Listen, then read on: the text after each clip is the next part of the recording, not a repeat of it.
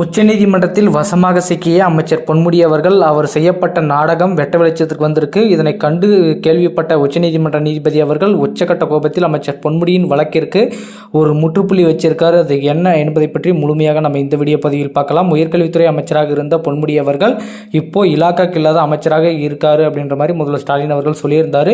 But அதனை தொடர்ந்து உச்சநீதிமன்றத்தில் மேல்முடி செய்யப்பட்டிருந்த இந்த வழக்கில் பொய்யான தகவலை நீதிமன்றத்தில் கொடுத்ததாகவும் அதை தொடர்ந்து அமைச்சர் பொன்முடி அவர்கள் ஏற்கனவே வேலூர் நீதிமன்றத்திலிருந்து விடுதலை ஆனதுக்கான காரணம் என்னன்னா பொய்யான ரிப்போர்ட்டை பொய்யான தகவல், அது மட்டும் இல்லாமல் பொய்யான வாக்குமூலங்களை கொடுத்து தான் அங்கிருந்து வேலூர் நீதிமன்றத்தில் இந்த குற்றத்திலிருந்து தப்பிக்க முயற்சித்து இப்போ விடுதலை ஆகி வெளியே இருந்தார். அதனை தொடர்ந்து இப்போ ஆனந்த் வெங்கடேஷ் அவர்கள் போடப்பட்ட இந்த வழக்கில் தான் வசமாக சிக்கி அதெல்லாம் பொய்யான முறையில் தான் இவர் வெளியே வந்திருக்காரு, ஃபோர்ஜரி பண்ணி தான் வந்திருக்காருன்னு சொல்லி அவருடைய விடுதலையை ரத்து செஞ்சு உடனடியாக அமைச்சர் பொன்முடி அவர்களுக்கு 3 ஆண்டுகள் சிறை தண்டனை, 50 லட்சம் ரூபாய் அபராதம் விதித்து அதிரடியாக உயர்நீதிமன்றம் தீர்ப்பு கொடுத்தாங்க. அவருக்கு மட்டும் இல்லாமல் அவரது மனைவிக்குமே இந்த குற்றம் பொருந்தும் என அதிரடியாக உத்தரவிட்டிருந்த நிலையில் அதனை தொடர்ந்து ஒரு 30 நாட்கள் உங்களுடைய கைது ஒத்தி வைக்கிறேன் அப்படின்னு சொல்லியிருந்தாங்க.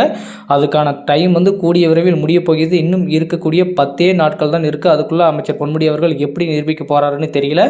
அந்த நிரூபிக்கக்கூடிய இந்த வேகத்தில் தற்பொழுது பொய்யான வாக்குமூலத்தையே அந்த மனுவில் சேர்த்திருப்பதாகவும் அதனை தொடர்ந்து உச்சநீதிமன்ற நீதிபதி அவர்கள் அதை கேட்டு சரமாரி கேள்வி எழுப்புள்ளதாகவும் தகவல் கிடைச்சிருக்கு.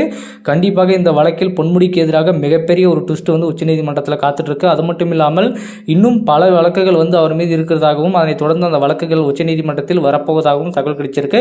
கண்டிப்பாக அமைச்சர் பொன்முடி அவர்களுக்கு மிகப்பெரிய ஒரு இழப்பு காத்து கொண்டிருக்கிறது. கூடிய விரைவில் அவரை புழல் சிறையில் சந்திப்பதற்கு செந்தில் பாலாஜி அவர்கள் தயார் நிலையில் இருக்காரு. கூடிய விரைவில் 2 பேரும் ஒரே நிலையில் ஒரே புழல் சிறையில் 2 அமைச்சர்கள் இருக்க போறாங்க. அது மட்டும் இல்லாமல் இப்போதைக்கு அமைச்சர் பொன்முடியின் வழக்கில் இன்னும் தாமதமாவதற்கான காரணம் என்னன்னா பொன்முடி அவர்கள் செய்யப்பட்ட இந்த ஊழல் மட்டும் இல்லாமல் பொன்முடி அவர்கள் செய்யப்பட்ட இந்த பிராடுத்தனம் அப்படின்ற மாதிரி ஒரு பக்கம் சொல்றாங்க.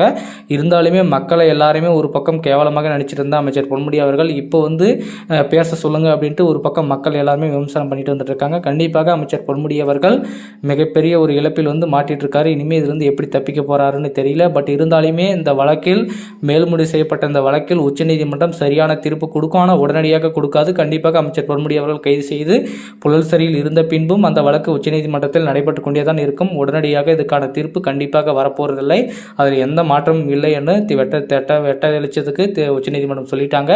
இப்போ இருக்கிற நிலைமையில் பார்த்தீங்கன்னா பொன்முடி அவர்களுக்கு இருக்கக்கூடிய இந்த 10 நாட்களில் எப்படி வெளியே இருந்தால் கூட ஏதாச்சும் பண்ணி கூட நம்ம ஜாமீன் வாங்குறதுக்கான எல்லா முயற்சி செய்யலாம். ஒருவேளை பொன்முடி அவர்கள் சிறைக்குள்ளே போயிட்டாருன்னா அதுக்கப்புறம் எப்படி அவர் ஜாமீன் எடுக்க போகிறாரு, எப்படி இதுக்கான மூவுகளை பார்க்க போகிறாங்கன்னு தெரியல. அதனைத் தொடர்ந்து அவரது மகன் கௌதம் சிகாமணி அவர்களுக்கும் அமலாக்கத்துறை டார்கெட் வச்சிருக்காங்க.